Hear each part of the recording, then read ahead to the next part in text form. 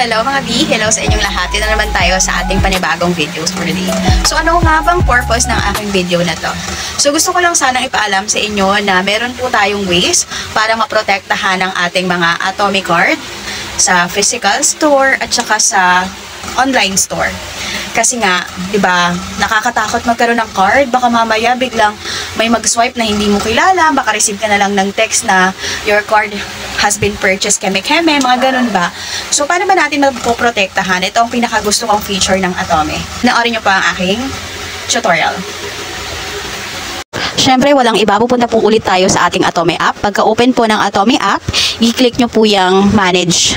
Tapos, pag-click mo po ng manage, makikita mo po yung dalawang options na card. So, kung mapapansin mo, isang virtual at saka isang physical. So, virtual po, ayan po ay ginagamit pang online transactions. Ayan po yung card number na ilalagay mo sa mga online platforms gaya po ng Grab, ng ShareTreats, basta anything online. Ayan po yung gagamitin mong card number, card details para sa iyong online transaction. Tapos, yung isa naman is physical card. Ayun po yung ginagamit natin sa mga store. Yung physical card natin, nandun yung physical number, kung mapapansin mo, match na match siya kasi ayun yung ginagamit natin sa mga pagbili-bili sa mga physical store. May nagtanong sa akin, ano yung physical store? Physical store, ayun po yung mga store na accredited yung Mastercard. So, gaya po ng Southstar, gaya po ng Pure Gold, gaya po ng kung ano-ano pa. Sabihin, may makatayong store, may tindahan, may cashier, may mga salesperson. Ayun po. At saka konting background lang din po pala, no? Kasi since isa ko sa mga pioneer na gumagamit ng Atomy, before po kasi wala pong ganyan, walang virtual at saka physical. So ngayon, ang ginagamit ko lang, kung mapapansin nyo, lock lang ang aking virtual kasi physical card ko, yun lang ang ginagamit ko. Yun na din yung in-enroll ko sa aking mga online platforms gaya ng Grab, ng Lazada, pero bibili ko ng ShareTreats, ayun lang din yun. So tinanggap siya before, so hindi ko lang alam kung kapag in-unregister ko siya at nilagay pabalik kung gagana pa siya. Pero dahil nga before kasi walang paandar na gano'n na magkahiwalay ang virtual card at saka ang physical card. So kung ano yung physical card, ayun yung in-enroll ko sa aking online platform at nag-work siya. Kaya ayun lang din ang aking nilalak-unlock. Okay? Going back mga marites. Charot. So kapag punta mo na po dito sa my page na to, pag kinlik mo, kasi kailangan mo po mag-verification. May two options po tayo, isang SMS at saka isang voice call. So tsaga-tsaga lang po dito, no, kasi ang napansin ko, pag click mo siya ng SMS, hindi siya papasok agad. Tapos magre-resend ka po, hindi siya papasok agad.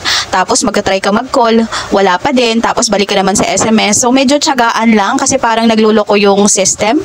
Hindi ka kaagad nakaka-receive ng OTP. Kasi kailangan niya ng OTP para mag-proceed siya sa page. So medyo tiyagain lang natin, no, kasi para din naman to sa protection natin sa card natin. So ganun lang. At saka wag niyo pong kakalimutan na kapag gagamitin niyo na po siya, for example, plano niyo siyang gamitin, kailangan niyo mag-grocery. Kapag nilock niyo siya, kailangan niyo siyang i-unlock. Pagkatapos mo po siyang gamitin, pwede mo na siyang i-lock ulit. Be responsible na lang. Hindi yung mag-unlock ka pa, nandun ka na sa cashier. Syempre, hindi talaga yun gagana mga B. Lalo na pag ganitong hindi siya agad nakaka-receive ng OTP. So, ayun. So, tinry ko yung SMS, ayaw, twice. Tapos yung call, kasi minsan kapag nag-SMS ako, gumagana naman yung call, kaso wala, langak ngayong araw. So, doon tayo ulit sa SMS. Pala, minsan kapag kinlik mo yung isang option dyan, automatic mag-verify. Pero minsan kasi, kailangan mong i-click yung I'm not a robot para mag-proceed. Kasi minsan ganun, nakala mo, naghihintay ka ng code, tapos hindi mo pala na-click yung I'm not a robot, hindi siya nag-proceed. Minsan kasi automatic, nakita nyo naman yung video ko, minsan automatic yung verification, hindi mo na kailangan i-click yung I'm not a robot, pero sometimes you have to para mag-proceed siya. Okay? So, ayan, try lang ng try, no, until you die. Wag naman.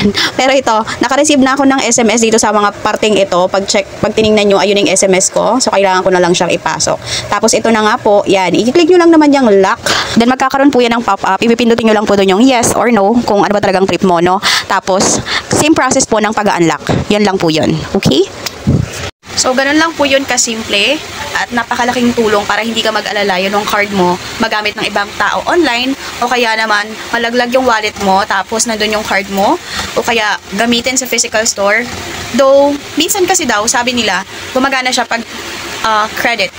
Kasi di ba pag savings kasi it will ask you for 4-digit PIN. So kung nalaglag mo yun at may taong gagamit, they will ask for 4-digit PIN. Hindi yun gagana pag mali yung PIN. Pero minsan kasi yung card na yun is gumagana pag sinabing credit card. And sometimes may mga store na hindi siya naghahanap ng valid ID.